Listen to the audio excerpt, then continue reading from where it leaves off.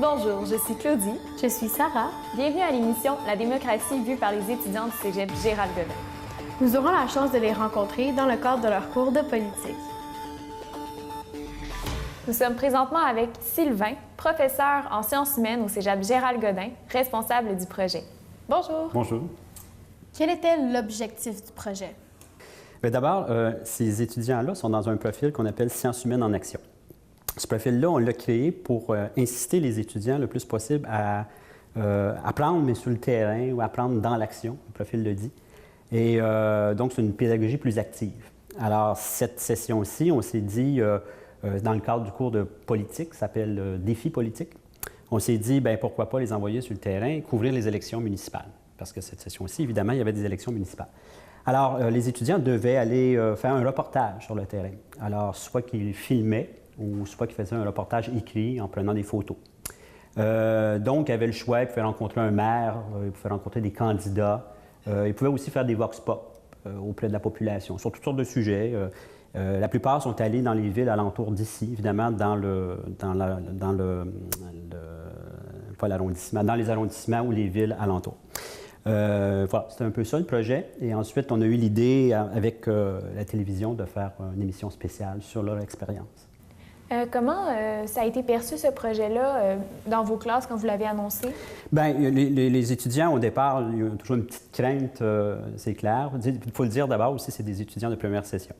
Une petite crainte au départ, mais en général, les étudiants aiment ça, relever ce genre de défi-là. C'est concret, donc ça sort un peu du cadre traditionnel de l'enseignement. Donc, en général, ils ont apprécié l'expérience, oui. Oui. Je suis avec Nicolas et Francis qui ont rencontré le maire de Pincourt. Bonjour. Salut. Bon, je veux savoir, qu'est-ce qui a motivé votre choix d'aller vers le maire de Pincourt? Bien, le maire de Pincourt, premièrement, mes parents, ils le connaissaient. Fait qu'en même temps, ça a été plus facile de le rejoindre puis de le contacter.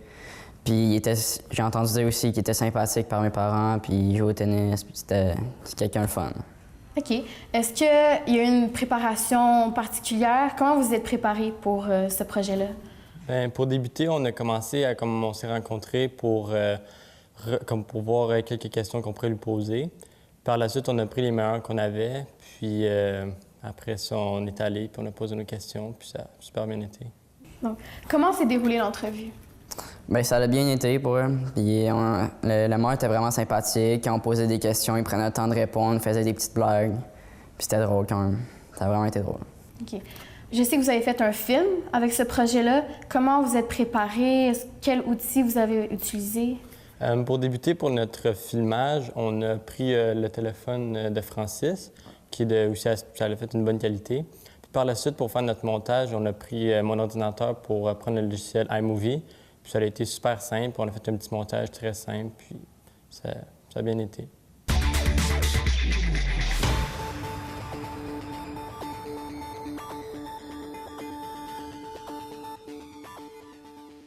Pour les prochaines élections, c'est ça. La mise en candidature se termine le vendredi le 6 octobre.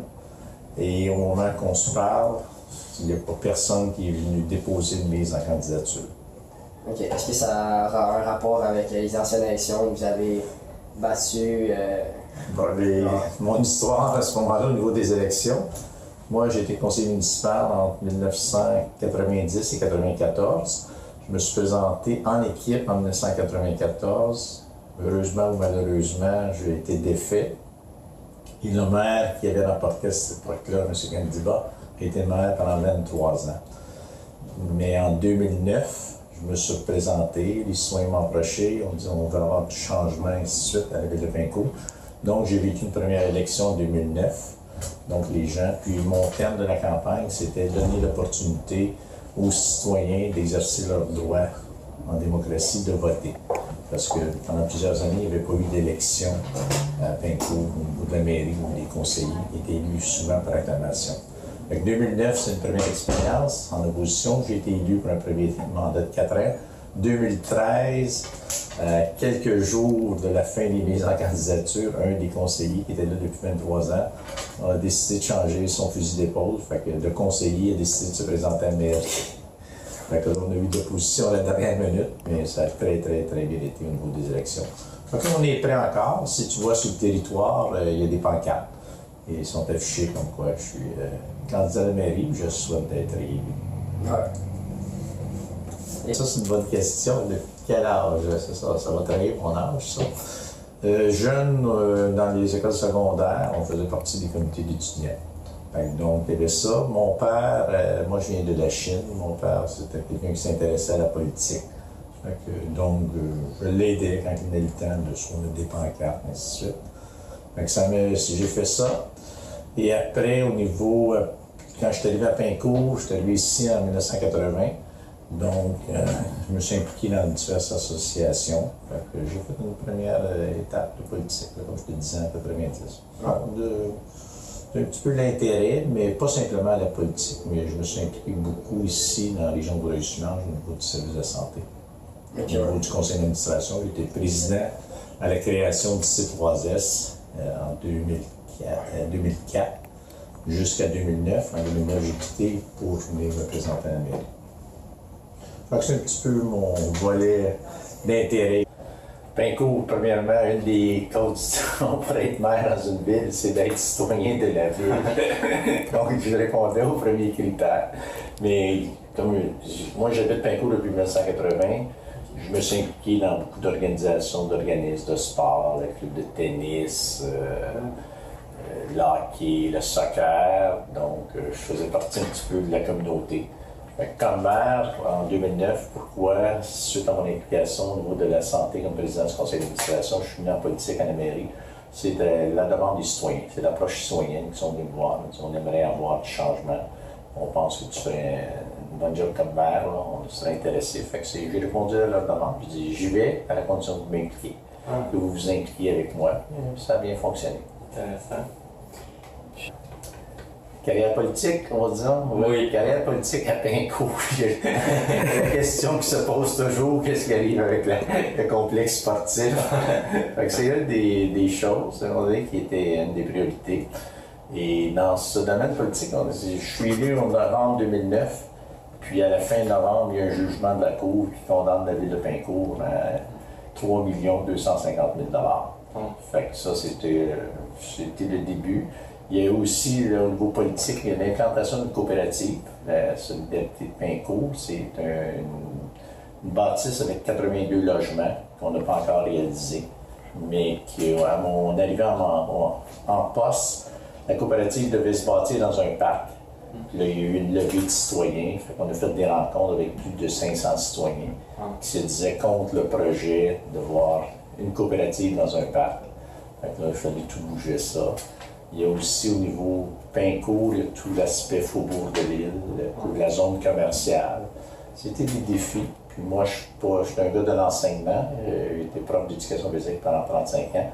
Fait que mon plaisir dans ce domaine-là, c'est le côté économique. Je pense qu'on a bien réussi à Pincourt avec la taxation. La ville avait une réputation de la ville la plus taxée dans la région. Puis je pense qu'on peut se comparer maintenant tout le monde. Dans quel sens? Dans des organismes environnementaux ou des organismes de charité? Comme maire, je me garde une indépendance à ce moment-là de ne pas être membre d'aucun des organismes, de garder ma neutralité. Par contre, je supporte, dans le rôle de maire, tu dois t'assurer que tout ce qui se passe sur ton territoire, moi je me permets, puis la porte d'entrée pour les organismes et tout, c'est notre politique de développement social. On était la première municipalité avec moins de 50 000 citoyens à se doter d'une telle politique. On a des comités interculturels, et ainsi de suite, qui permet à tous ces gens-là de venir faire des projets, de travailler, que ce soit au niveau culturel, interculturel, ethnie, tout. Et on a un comité de jeunesse à ce niveau-là qui est très actif. Fait que les organismes, on leur permet de venir chez nous. On a aussi la collaboration avec tout ce qui est au niveau des communications. Fait qu'on s'assure d'avoir la visibilité pour les organismes qui ont des événements. Mais je ne m'attache pas à une particulièrement. Mais si on prend un exemple au niveau communautaire, sur le territoire, tu as la Maison des soins palliatifs, tu as le Relais pour la vie, tu as la Malle d'Alzheimer. C'est tous des événements que la ville de Pincourt est partenaire. Sure. Ouais, la marche d'Alzheimer, ça, j'ai eu. Vraiment, ça ça. Non, des projets dans le monde municipal, on est pris avec tout l'appareil gouvernemental, les règles, les règlements, les normes. Si on prend un exemple, un des ministères les plus difficiles à négocier, le ministère de l'Environnement. C'est juste, tu n'arrêtes pas les projets, mais c'est la longueur du projet. Puis souvent, dans le domaine municipal, ce que j'ai découvert, il y a un proverbe que je dis souvent aux gens, pourquoi faire simple quand on peut faire compliqué? Et souvent, ce monde-là, c'est compliqué, c'est jamais assez rapide pour un maire ou pour des élus d'avoir le résultat. C'est long. C'est long et compliqué des fois. Moi, ma motivation principale, c'est que j'ai reçu comme individu, ma famille a reçu, on a profité des activités, du sport et tout à Pincourt. Moi, en devenant maire, c'est de donner, remettre à la communauté ce que j'ai reçu et permettre à d'autres d'en profiter. Ma motivation, c'est vraiment d'être à l'écoute, au service et d'être là pour le citoyen. À ce niveau-là, j'avais dit la première fois en 2009, je dis je vais faire un mandat, mais comme j'ai dit tantôt, le système est tellement lent que tu n'as pas le temps de finir tes projets, tu en as tout le temps. Fait que là, ça fait 2 mandats. Un 3e mandat, je pense que ça va être... c'est qu'après 12 ans d'implication, il y a aussi, on dit tout le temps, il y a eu l'âge des élus quand même assez élevé. Quand je suis arrivé en 2009, j'étais jeune, mais là je tombe dans l'autre catégorie qui vieillit l'âge moyenne des maires. je vais faire ma part. J'aimerais bien ça, qu'on laisse la place aux gens, mais c'est la disponibilité que les gens demandent et l'intérêt. Voilà. Mais à Pincourt, c'est agréable d'être un maire. Je dis tout le temps aux citoyens, c'est moi le citoyen le plus gâté, je suis votre maire. Ouais. Parfait. Merci beaucoup. Plaisir. Qu'est-ce que vous avez appris de la ville de Pincourt? Ben, qu'il y avait eu une défaite, que Yvan Cardinal il y avait eu une défaite au début, puis que c'était le maire qui était là avant qui avait gagné, qui s'était fait réélire, mais que finalement, par la suite, c'est lui qui a réussi à remporter l'élection contre ce maire-là. Donc, qui a gagné dans l'élection? Ben, la maire de Pincourt, Yvan Cardinal, il s'est fait réélire, il a gagné par acclamation, il n'y a pas personne qui s'est représenté. Puis d'après moi, c'est parce que la dernière fois que quelqu'un a essayé de se présenter contre lui, il n'a même pas été un peu à sa taille. Fait que le monde, ils ont peut-être eu peur de se présenter. Est-ce que vous retenez quelque chose de ce projet-là? Bien, on a appris plusieurs choses sur la ville de Pincourt, que moi je viens pas de Pincourt, alors j'ai pu apprendre plusieurs choses que je savais pas. Même moi qui venais de Pincourt, j'ai appris qu'il y avait eu des dettes, une couple de millions de dollars. Je me souviens plus pourquoi, mais... OK. Donc, si vous deviez refaire le projet, est-ce que vous le feriez d'une autre façon? Est-ce que vous choisiriez quelqu'un d'autre? Y aurait-il quelque chose de différent que vous feriez? Non. Non, moi je trouve que ça a bien été. Ouais, on était bien préparés. On était bien préparés. Puis quand on a été fait, moi, je savais pas à quoi m'attendre au début, je le connaissais pas tant. Mais tout de suite, quand on l'a rencontré, on était à l'aise avec lui, puis ça s'est super bien passé. Puis je pense qu'on a bien fait ça. Merci beaucoup. Je vous souhaite le plus grand succès pour le restant de votre session. Merci. Merci à toi. Je suis présentement avec Vanessa et Marianne qui ont rencontré Marc Roy, un des candidats à la mairie de l'île Perrot. Bonjour les filles. Bonjour. Alors tout d'abord, qu'est-ce qui a motivé votre choix? Nous, on a décidé de prendre le maire à l'île Perrot parce qu'on trouvait qu'il y avait il y avait plus de projets qui étaient supposés être en développement, plus se développer. On trouvait qu'il avait l'air quand même intéressant. Il y a un des projets aussi qui nous a vraiment marqué, ça a été le complexe aquatique à Notre-Dame à l'île Perrot, en fait. Puis c'est vraiment aussi grâce à ça qu'on voulait rencontrer le maire de l'île Perrot. Vous avez décidé de réaliser une vidéo pour parler de cette rencontre. Quel matériel vous avez utilisé? Comment vous vous êtes arrangé? Bien, pour réaliser le film, on a vraiment... Marianne a trouvé une caméra. On s'est équipé d'un trépied qu'on avait trouvé. Puis en arrivant, il nous a seulement dit... il nous a mis à l'aise, puis il nous a vraiment dit comme mettez-vous à l'aise, placez la caméra comme ça. Puis Après qu'on ait filmé, on a utilisé Movie Maker pour faire le montage du film. On a mis un petit peu de musique en arrière, on a tout monté les vidéos, on a coupé les vidéos et c'est ça. Vous êtes satisfaite du résultat? Oui, on était vraiment contentes parce que ça nous a pris vraiment longtemps à faire, là, mais c'était vraiment un beau film à la fin. Là.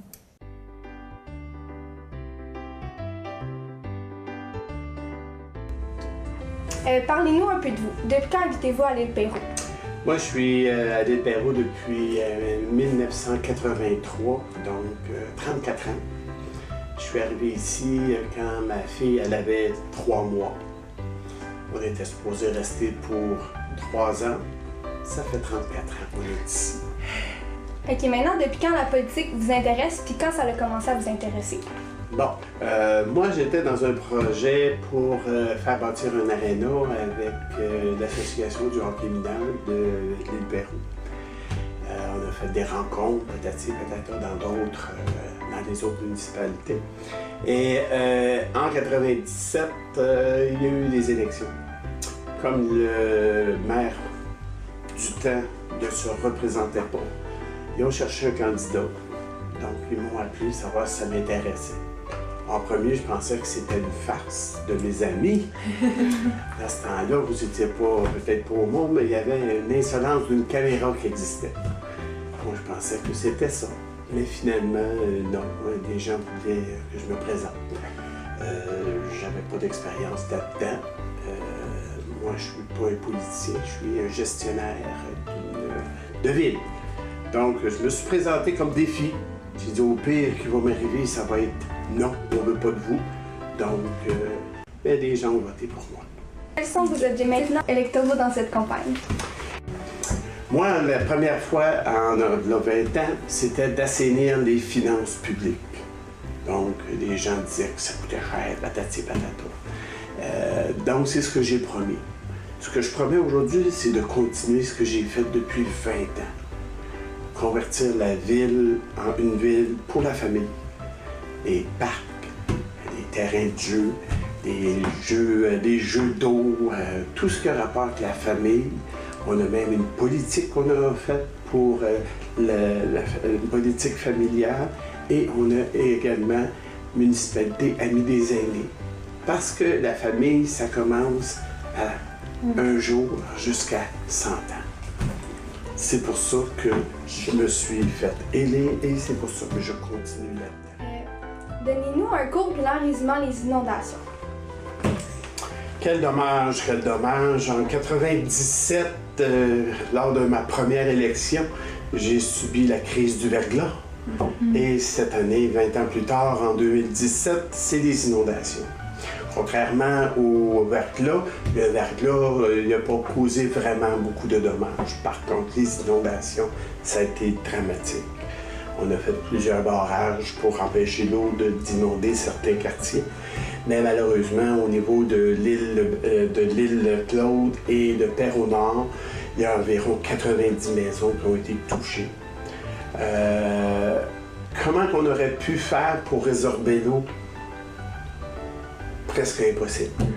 L'eau était beaucoup trop haute. Ça a dépassé les 100 dernières années. Écoutez, même Montréal a subi des inondations, donc c'était impossible à prévoir. Il y a des gens qui disent qu'on aurait dû faire des barrages à l'île Perrot-Nord. C'est pas un barrage, mais quand ça cède, ça fait plus de dommages. On avait avisé les gens de sortir. Il y en a qui ont sorti, il y en a qui ont fallu presque évacuer. On a eu environ 90 maisons qui ont été affectées. En ce moment, j'ai 3 dossiers que les gens vont falloir qu'ils détruisent une maison. Soit qu'il y a trop de dommages ou ils sont dans la zone de 0-20 ans. Et suite au décret du gouvernement, ils ont décidé que de 0-20 ans, il y avait des personnes qui se bâtissaient dans ça. Moi, j'ai suggéré de faire des maisons avec pilotis, mais le gouvernement ne veut pas. Ils ne veulent pas. Qu'est-ce qui peut être fait? Écoutez, ça a été, comme je vous ai dit, les 100 dernières années, on n'a jamais subi des inondations comme ça.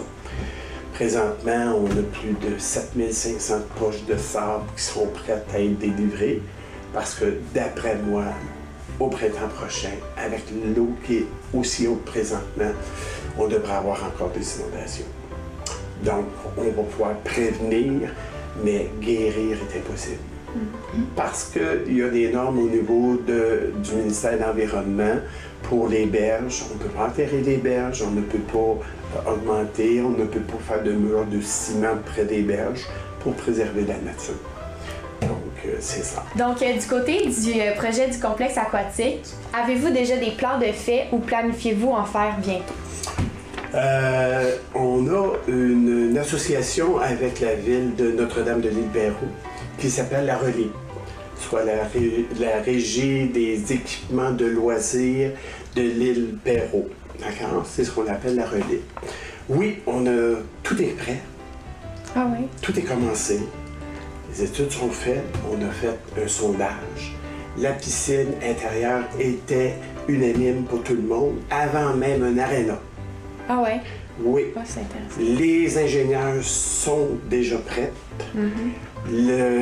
Ça va avoir 6 couloirs, tremplin 1 mètre, 3 mètres, pataugeuse, jeu d'eau, peut-être avec une salle. On est en train de regarder. Et c'est un coût d'à peu près 16 millions. Je viens justement d'apprendre hier que le gouvernement va refaire encore un programme pour les subventions. Donc, on est déjà prêt à soumettre le projet et on espère que ça va être accepté. D'ailleurs, notre députée, Mme Marie-Claude Nichols, qui était mairesse de Notre-Dame dans le temps, qui était avec moi pour le projet, est notre députée et elle va appuyer fortement le ministre pour qu'il nous donne le 7,5 millions qu'on a besoin. OK, puis quand est-ce que ça pourrait commencer, le projet, la construction? Écoutez, si le programme commence le 6 novembre, dès qu'on a une réponse, soyez sûrs et certains qu'on va mettre ça dans le journal. Si on est accepté, garanti qu'en 2018, naturellement, si je suis réélu, parce que je ne connais pas les inspirations d'autres candidats, mais pour moi, en 2018, ça va. Donc, pourquoi devrions-nous voter plus pour vous que pour Pierre Séguin? Dans son programme, plus souvent qu'autrement, il parle de l'île Perrot en totalité. Il a été au niveau du président de la Pointe du Moulin, qui est à Notre-Dame. Il est président de la soupe qui se fait à Notre-Dame. Il veut unifier l'île, ça fait 15 ans que j'en parle à mes confrères, consoeurs de l'île. Tant et aussi longtemps que la mairesse va être à Notre-Dame, il n'y en a pas question, il ne veut rien savoir. La même chose pour Terrasse-Vaudreuil. Donc, ça ne donne rien de parler de fusion pour l'instant. Il n'y en aura pas. Et voilà. Moi, écoutez, je suis ici depuis, comme je vous l'ai dit, depuis 1983. Je ne favorise pas personne, je suis pas un homme d'affaires, je suis là, comme la chanson dit, un gars bien ordinaire. J'ai resté un gars bien ordinaire, je suis un gars de famille. Je m'implique beaucoup dans ma vie, que ce soit dans toutes les fêtes, je suis là, pas juste pour le fun. Je suis là pour faire des hot dogs aux fêtes de la famille.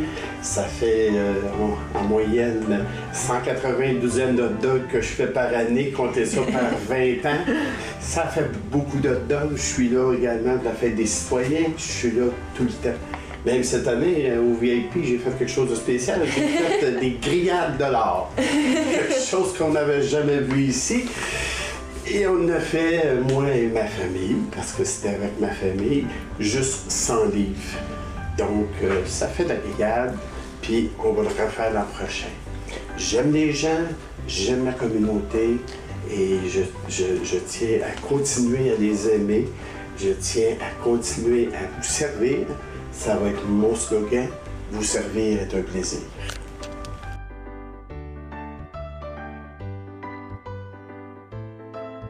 Ça a été quoi vos impressions quand vous avez rencontré le maire? Bien, premièrement, en rentrant, quand on l'a vu, on était vraiment stressés, mais dès qu'on l'a vu, il a vraiment su nous mettre à l'aise. Il y avait beaucoup de charisme, il était vraiment entraînant. Bien, pas entraînant, mais il nous mettait facilement à l'aise. Puis c'était vraiment le fun parce que vu que tu t'entretiens avec le maire de l'île Perrot, tu connais plus sur les projets, tu connais vraiment, tu apprends vraiment d'autres choses que, mettons, juste en tant que petit citoyen que tu vas pas savoir.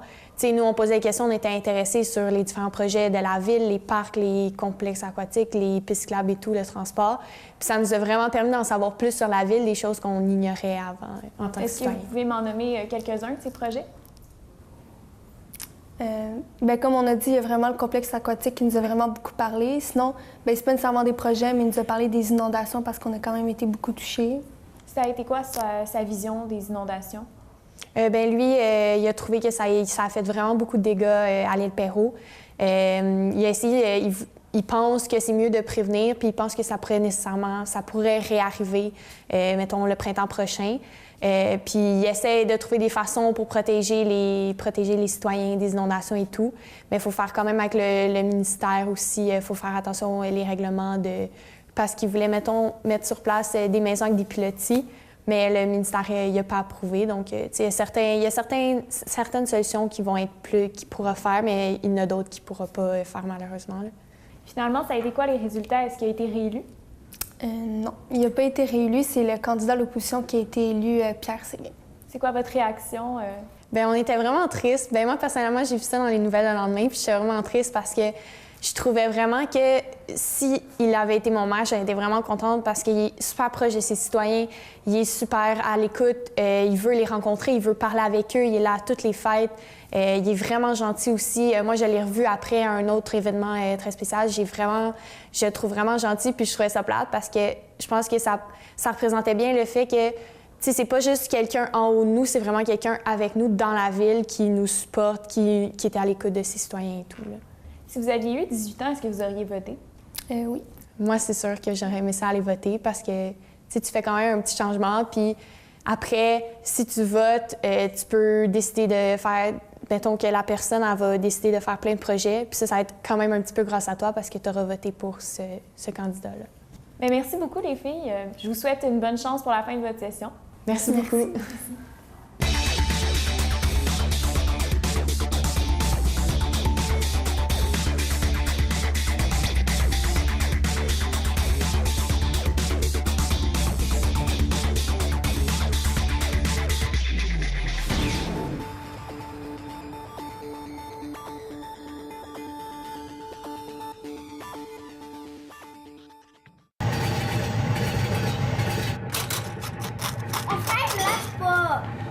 Arrête, lâche ta soeur, là, OK?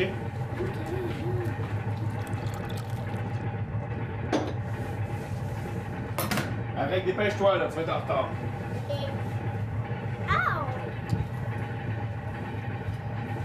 Allez, prends ton sac, tes souliers. Allez, dépêchez-vous. Bye! Bonne journée!